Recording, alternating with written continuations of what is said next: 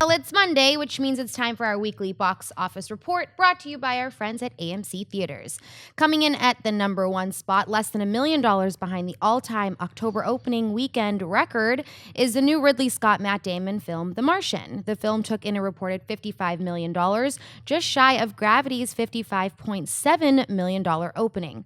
This marks the second largest opening of any Matt Damon film behind only The Bourne Ultimatum, which made $69.2 million. In the number two spot is last week's champ, Hotel Transylvania 2, making an additional $33 million, bringing its two-week domestic total up to over $90 million.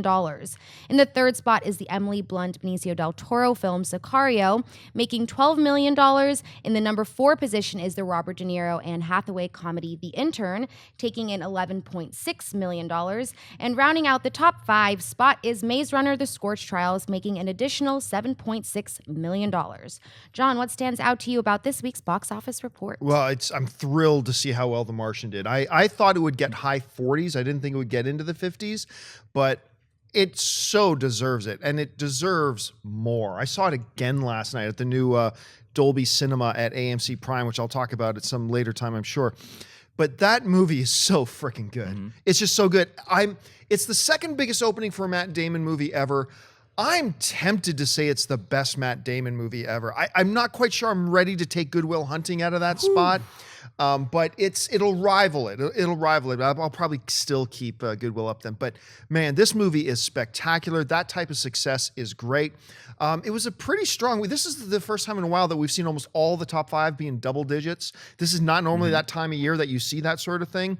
So that's pretty cool. So that's what stands out to me the most. Mark, what about you? Well, first of all, we talked about how, between Interstellar, The Martian, and Saving Private Ryan, you can throw the Bourne movies in there too, because our government is trying to get that Damon back. I am thrilled beyond it. I cannot believe how well The Martian did, and it deserves it. You need to see that movie in a theater if you haven't already. I think that's why word of mouth is one of those things that bumped it from the mid-40s up to the mid-50s, is that people were not only raving about this movie, but they're saying you need to see this in a theater setting. That's the best way to view it.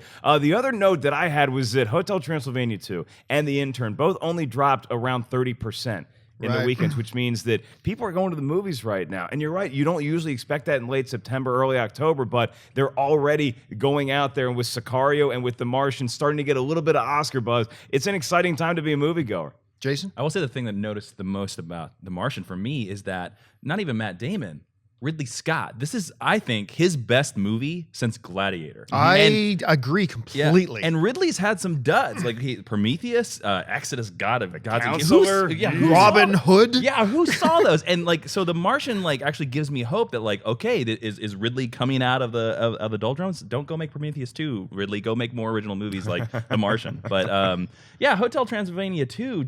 I think if you can look at these movies and you can see that each of them are a different crowd.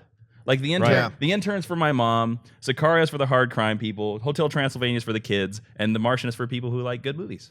And I'm glad you mentioned Sicario, because I was actually really pleasantly surprised by Sicario for a couple of reasons. One, it was better than I thought it would be, and it wasn't quite the movie I thought it would be. It's like you think you know what you're getting with the trailers, and and for the most part that's true, but there's actually another added flavor to it that you weren't expecting, and I just found myself kind of out of breath by the time the movie was not from excitement, but from the tension in that movie was so good.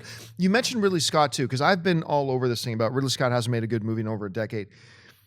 And every once in a while, a director can fall ass backwards lucky into a great performance with a great script and they just manage not to screw it up.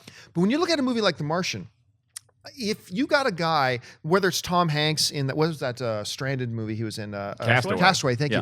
Whether it's Tom Hanks in Castaway, whatever, you need the actor to give a strong performance, but you actually need the director to know how to set that tone, especially if it's just one actor in it. Ridley Scott, and as much as I've crapped on him over the past number of years, he did a phenomenal job directing this film. From the timing of the lines and the way which shots he decided to use and the way he decided to shoot certain things and the emotion he brought into it, the direction he gave Damon. I mean, really, full credit where credit is due. He crushed this one, and I hope it's a sign of it's a return to form for him. That's right. Yeah, I'm going to go see The Martian again, probably 2 more times at least in a movie theater before it's out of there, because it is so worth going to. It's worth your money, guys.